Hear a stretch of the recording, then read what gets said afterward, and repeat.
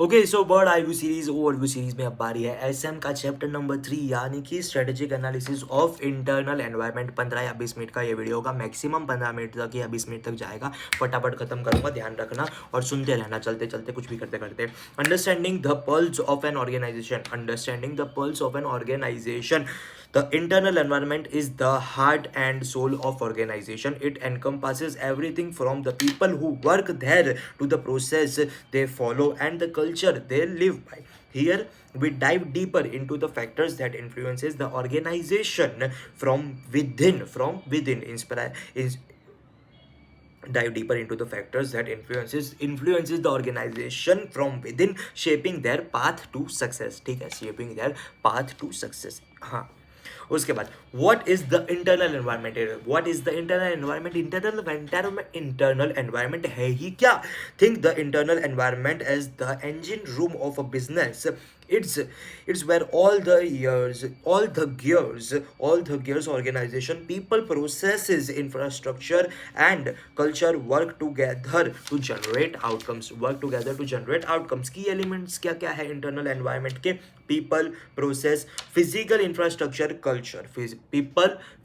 People, process, physical infrastructure, culture. People, individual and teams that drive the organization goals includes employees, management, board of directors and investors. Processes कौन कौन सी हो सकती है. Follow the activities, inputs, operations, outputs. Efficiency in the process can lead the innovation and cost saving. Physical infrastructure क्या क्या है. Offices, equipment, tools and working conditions that define operational setups. फिर से offices, equipment, tools and working conditions that define operational setup. Culture में क्या क्या आता है. The invisible glue that binds people and processes. Invisible glue है जो people और process को जोड़े रखता है. क्या. Culture includes ethics, values, philosophies and relationships. A healthy organization culture fosters the teamwork and innovation. Why it matters. The internal environment defines the organization's identity. A well-aligned internal environment creates a strong foundation for tackling external changes. अगर external changes गड़बड़ हुई तो भाई internal environment अगर strong होगा, internal culture strong होगा तो भाई हम उससे मीट कर पाएंगे, उसके कॉन्सिक्वेंसेस को मीट कर पाएंगे easily. Stakeholders, the building blocks of the success. Stakeholders are the lifeblood of the organization. They include everyone with the vested interest in its success, from CEO to customers. Type of stakeholders. दो type के stakeholders होते हैं, internal stakeholders और external stakeholders. Internal stakeholders में क्या क्या आता है. Employees, management, board members and investors. They are internal stakeholders. Directly impact and are impacted by the organization's strategies. उसके बाद external stakeholders में क्या कहता है. Customers, suppliers, regulators, labor unions and communities have power to influence the organization's success indirectly affect करता है organisation की success को. मैनलोज मैट्रिक्स की बात होने वाली है. मैनलोज मैट्रिक्स इंपॉर्टेंट मैट्रिक्स है और tool to analyse stakeholders on power and interest. Interest हमेशा एक्स एक्सिस पे आएगा, पावर हमेशा वाई एक्सिस पे आएगा. ठीक है. उसके बाद क्या है. Their ability to influence the organisation. Their level of involvement in the organisation success. उसके 4 मैट्रिक्स में तो 4 खाने हैं यहाँ पे. ठीक है. की players, keep satisfied, keep informed, low priority. तो सबसे पहले ना मेरे को इतना याद है, की प्लेयर्स यहाँ पे आता है, लो प्रायोरिटी यहाँ पे आता है. ठीक है. मैट्रिक्स में की players, low priority, keep informed, keep satisfied. High power high interest में की प्लेयर्स आते हैं. CEO, board of directors engage closely and make them part of strategic decisions. उनको तो पूछो भाई, स्ट्रेटेजी में बनाने के लिए उनका पार्ट लेना बहुत ज़्यादा जरूरी है. कीप सेटिस्फाइड में क्या आता है. हाई पावर लो इंटरेस्ट. तेरे में पावर है ना, उसका पावर बहुत ज़्यादा है लेकिन तुम में इंटरेस्ट काफ़ी लो है, तो तुम क्या करोगे, उसको सेटिस्फाई करोगे. ठीक है. ठीक है. उसमें क्या आता है. Keep them informed and ensure their needs are met. उनकी नीड को सेटिस्फाई करना बहुत ज़्यादा जरूरी बन जाता है. कीप इन्फॉर्म्ड यानी कि तुम में इंटरेस्ट बहुत ज़्यादा है लेकिन पावर काफ़ी लो है.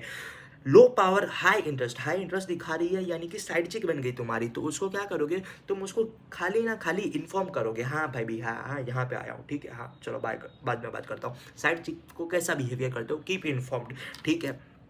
उसमें क्या क्या है, communicate effectively and seek feedback to maintain alignment. Low priority कुछ नहीं है भाई, इसको इग्नोर करो, ब्लॉक करो, ठीक है। क्या है, low power low interest, monitor with minimal effort, एकदम मिनिमम एफर्ट, ठीक है, वेरी मिनिमम भी एफर्ट नहीं देने का उसको लो प्रायोरिटी में। The dynamic nature of the stakeholder influences changes over time, यानी कि ये मैट्रिक्स में चारों के चारों खाने में कोई ना कोई ऐसा घूमता रहता सकता है, तो ऐसा फिक्स बना नहीं देने का कि ये तो यहाँ पे ही है, नहीं। अगर उसने मैट्रिक्स चेंज कर दिया, लो प्रायोरिटी से की प्लेयर में आ गया, तो तुमको ज़्यादा भाव देना पड़ेगा, ठीक है। फॉर एग्जाम्पल्स, रेगुलेटरी बॉडीज में become highly influential during the compliance issues, hence regular analysis is essential. Regularly analysis करना बहुत ज़्यादा जरूरी बन जाता है। स्ट्रेटेजिक ड्राइवर्स की बात करने वाले हैं, what moves the organisation forward. Strategic drivers drive करते करते ऑर्गेनाइजेशन को फॉरवर्ड लेके जाएंगे। Are strategic drivers are the forces that propel the organization towards its goals की वजह से गोल्स की तरफ लेके जाएंगे, ठीक है। They highlight what makes company stand out from the competitors से ज़्यादा अच्छा मैं किस बेसिस पे हूँ, वो कि ये स्ट्रेटेजिक ड्राइवर्स दिखाते हैं।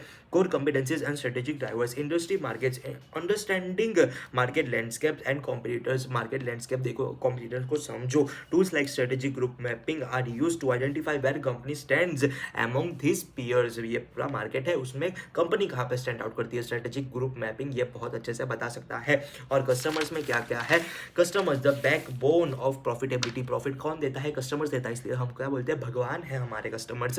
Recognising customer segment, high value, medium value या फिर low value buyers helps tailor strategies, उनको देख के हम स्ट्रेटजीज बनाएंगे। Product and services, focus on quality, innovation and differentiation. Product and services में क्या क्या है, क्वालिटी पे फोकस करो, इनोवेशन पे फोकस करो, और डिफरेंशिएशन कुछ भी करके ऑप्ट करो। क्या है, क्योंकि तुमको अच्छा रिस्पॉन्स मिलेगा डिफरेंशिएशन करोगे ना तो। हाँ, examples, Apple's emphasis on innovation and branding has made it a global leader.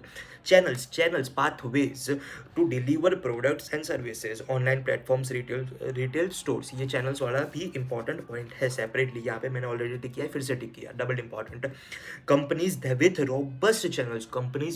robust channels like Coca-Cola create a competitive edge by ensuring availability everywhere। जहाँ भी होगा, यहाँ भी होगा, वहाँ भी होगा, अब तो सारे जहाँ में होगा मेरा ही जलवा, यानी कि जहाँ भी देखो मेरी चैनल्स इतनी ज़्यादा फैली हुई है कि तुमको मेरी प्रोडक्ट दिखेगी ही दिखेगी।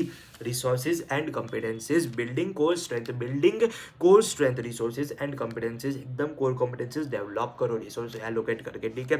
And organisation resources and capabilities from bedrock to competitive advantage, यानी कि एकदम भद्दी हालत से लेके कॉम्पिटिटिव एडवांटेज तक तुमको क्या लेके जाएगा, कोर कॉम्पिटेंसीज लेके जाएगी तुम्हारी लाला, ठीक है।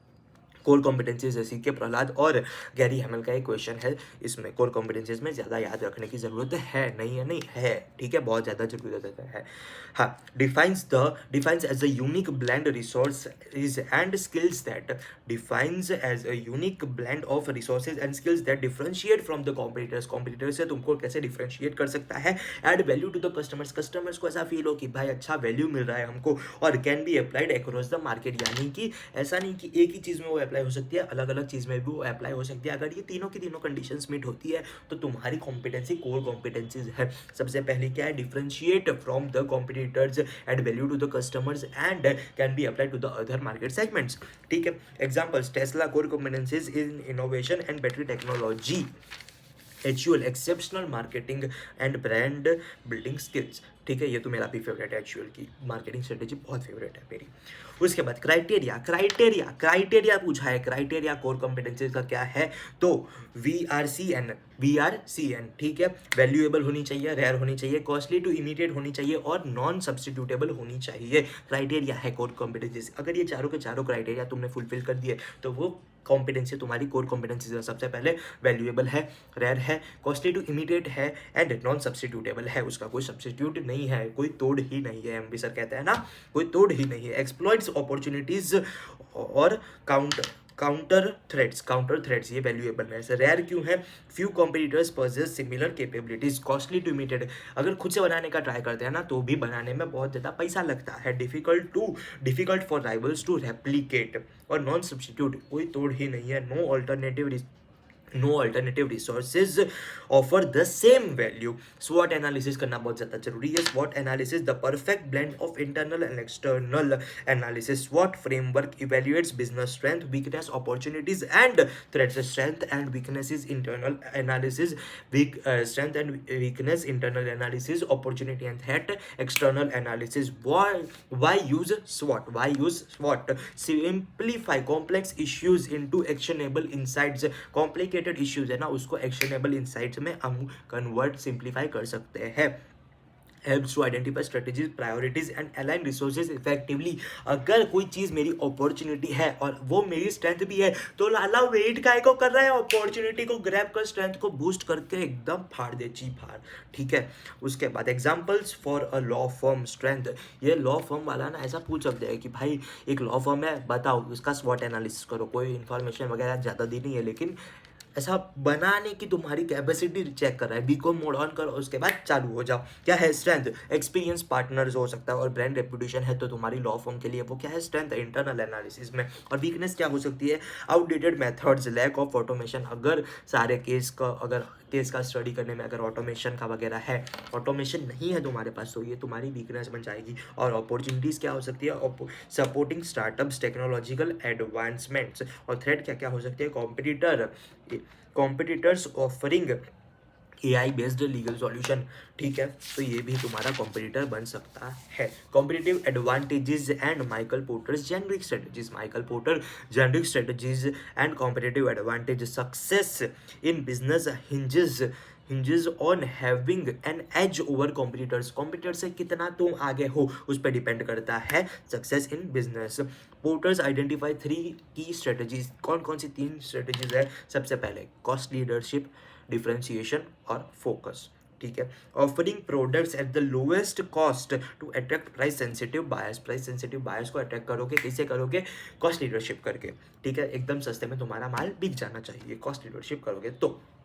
Example, McDonald's standardizes the operations for cost efficiency। Standardisation, McDonald's ने स्टैंडर्डाइज प्रोसेस कर दिया तो उसका कॉस्ट एफिशिएंसी बढ़ गया, ठीक है, इसलिए ज़्यादा उसको खर्चा करना नहीं पड़ता है। Differentiation, creating a unique product services to charge premium. अगर ठीक है कॉस्ट लीडरशिप तुमको अचीवेबल नहीं लगता है कि भाई नहीं यार मैं कॉस्ट तो रिड्यूस करने ही कर पाऊंगा, एक काम करना प्रोडक्ट अच्छा बेच, एकदम डिफरेंट प्रोडक्ट बेच, तो ऐसा बोल पाएगा ये डिफरेंट है ना इसलिए महंगा बिकता है, ठीक है। तो डिफरेंशिएशन स्ट्रेटेजीज करोगे ना तो तुम प्राइस प्रीमियम चार्ज कर पाओगे, ठीक है, प्रीमियम प्राइस पे वो डिफरेंशिएट वाला प्रोडक्ट बिक जाएगा तुम्हारा। Apple focuses on innovation and user experiences, ठीक है। और फोकस में क्या है? Catering to a niche market through cost leadership and differentiation। Examples, Ferrari targets high net worth individuals with luxury sport cars। वो बोलता है ना मैं मतलब अच्छी सी गाड़ी बेचूंगा, ठीक है, और ना मैं एकदम कॉस्ट कम करूंगा और ना ही मैं इतना कुछ यूनिक बना दूंगा, या फिर ऐसा नहीं है कि भाई गाड़ी से एक बटन बनाया हेलीकॉप्टर बन जाएगा, नहीं, ऐसा सब नहीं है मेरा में, ठीक है। लेकिन फिर भी मैं बहुत ज़्यादा पैसा चार्ज करूंगा एक्सपीरियंस से, और मैं फोकस करता हूँ मेरे को ऐसा आम आदमी को बेचना ही है, मैं हाई नेटवर्थ इंडिविजुअल्स को HNI को ही टारगेट करता हूँ। तो भाई फोकस डिफरेंशिएशन स्ट्रेटेजी भी हो सकती है और फोकस डिफरेंशिएशन भी हो सकती है, और फोकस स्ट्रेटेजी तो तुम वैसे भी कर सकते हो, ठीक है। कंक्लूजन क्या क्या है? 2 मिनट का बाकी, 2 मिनट का भी नहीं बाकी रहा, अभी 1 मिनट।